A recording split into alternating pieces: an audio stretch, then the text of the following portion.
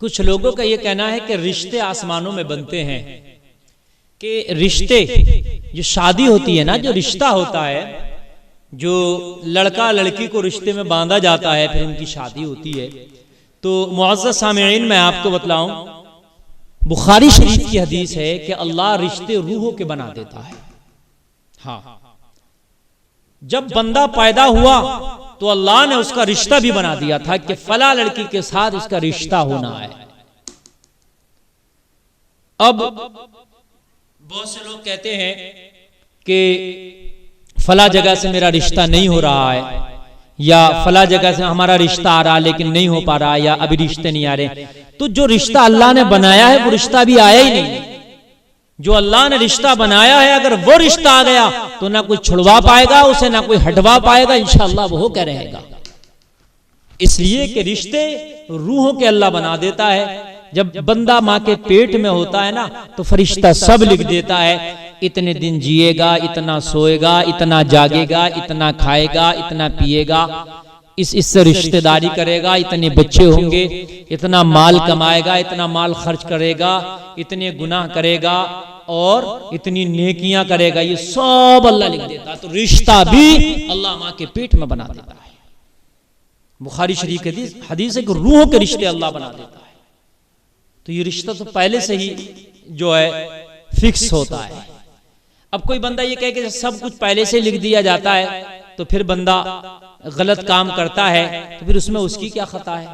وہ تو اللہ نے لکھ دیا تھا تو اس لیے وہ غلط کام کر رہا ہے، تو پھر اللہ کے لکھنے کی وجہ سے غلط کام نہیں کر رہا ہے۔ یہ چیز ذہن نشین کر لیں اچھے سے۔ بندہ اگر کچھ غلط کرتا ہے تو وہ اس وجہ سے نہیں کرتا کہ اللہ نے لکھ دیا ہے، مجبوری ہے۔ وہ شراب پی رہا، بھئی اللہ نے لکھ دیا ہے اسے شراب پینا ہے۔ وہ زنا کر رہا تو اللہ نے لکھ دیا تھا کہ بھئی زنا کرنا ہے۔ وہ چوری کر رہا تو اللہ نے لکھ دیا تھا کہ چوری کرنا، تو اللہ کے لکھنے کی وجہ سے وہ نہیں کر رہا ہے، بلکہ جب اللہ نے اسے پیدا کیا اور جب فرشتے سے اس کا مکمل نامہ اعمال لکھوایا تو پھر اس وقت اللہ نے اپنے علم سے جانا کہ دنیا میں اسے بھیجوں گا تو یہ کیا کیا کرے گا۔ پھر اللہ نے اس کی آخر تک کی زندگی اپنے علم سے جان لی۔ سامعین، وہ جیسا کرنے والا تھا اللہ نے ویسا ہی لکھا ہے اس کی تقدیر میں۔ ایسا نہیں کہ اللہ کے لکھنے کی وجہ سے وہ کر رہا ہے، بلکہ اس کے کرنے کی وجہ سے اللہ نے لکھا ہے۔ اگر کوئی چوری کر رہا ہے تو اس کی تقدیر میں جو اللہ نے چوری لکھی ہے تو وہ چوری کرنے والا تھا، اس لیے اللہ نے چوری لکھی۔ اب ایسے ہی کوئی شخص جو ہے مثال کے طور پر خودکشی کر لیتا ہے۔ خودکشی کرنا حرام ہے، تو کوئی کہ بھئی اس کی موت تو لکھی ایسی تھی، اللہ نے پہلے لکھ دیا، کیسے مرے گا، کہاں مرے گا، تو اس نے خودکشی کر لی تو اس میں اس کی کیا خطا ہے؟ تو سامعین، اللہ نے پہلے ہی اپنے علم سے جانا تھا کہ یہ مرے گا کیسے، تو وہ خودکشی کر کے مرنے والا تھا تو اللہ نے لکھا کہ یہ خودکشی کر کے مرے گا۔ لیکن یہاں پر ایک بات میں آپ کو بتا دوں، اللہ نے انسان کو لکھنے کے بعد محتاج بھی نہیں بنایا ہے کہ انسان جیسا لکھا ویسا ہی کرے گا، اس کے ذرہ برابر ہٹ کر نہیں کر سکتا۔ حدیث شریف میں یہ بھی تو ہے، دعا اگر کرو تو دعاؤں سے اللہ تقدیر بدل دیتا ہے۔ آپ دعا کریں، برائی سے بچنے کی کوشش کریں اور دعا کریں، یا اللہ میری برائی سے حفاظت فرما، اہدنا الصراط المستقیم پر چلا۔ تو اگر آپ دعا کریں گے اور آپ غلط کرنے والے بھی تھے تو اللہ آپ کی تقدیر کو بدل دے گا۔ ایسا نہیں ہے کہ انسان کو بالکل اللہ نے مجبور کر دیا ہے، مجبور نہیں ہے۔ انسان کو اللہ نے کچھ اختیارات بھی دے رکھے ہیں، کچھ پاور اللہ نے انسان کو دے رکھی ہے۔ اگر وہ کوشش کرے اچھا بننے کی تو پھر اچھا بھی بن سکتا ہے، اور اگر وہ کوشش کرے برا بننے کی تو پھر وہ برا بھی بن جاتا ہے۔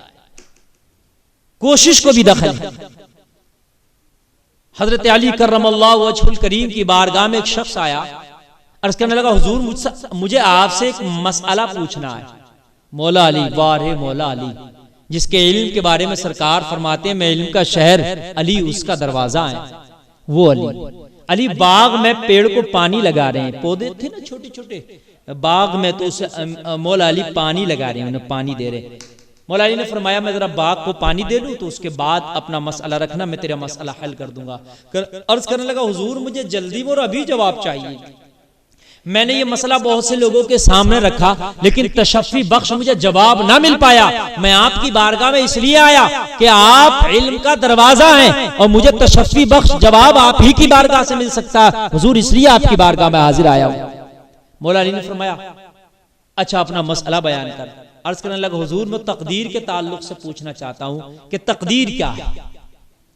آیا جو اللہ نے لکھ دیا کہ وہ یقینی طور پر ہونا ہے وہی ہوتا ہے جو اللہ لکھ دیتا ہے؟ تقدیر کے تعلق سے سوال ہے. مولا علی نے فرمایا تقدیر برحق والقدر خیرہ وشرہ من اللہ تعالی والبعث بعد الموت. اچھائی اور برائی جو ہے یہ جو تقدیر میں اللہ نے لکھ دی ہے تو تقدیر جو ہے یہ حق اور اس پر ایمان رکھنا بھی حق ضروری ہے.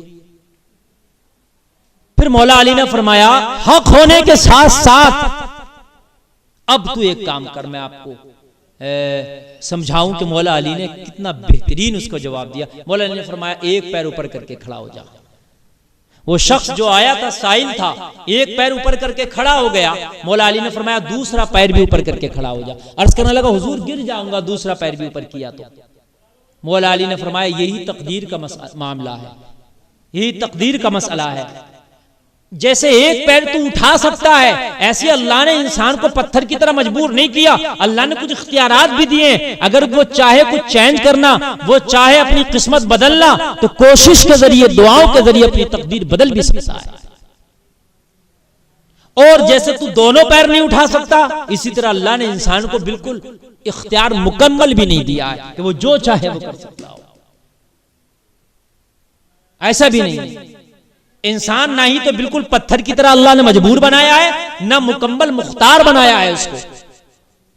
وگرنہ تو کوئی کہتا مجھے گرمی لگ رہی ہے میں سورج نہیں نکالوں گا, اور مکمل اختیار دے دیتا تو ایک سورج نکالتا تو ایک سورج کو ڈبا دیا کرتا.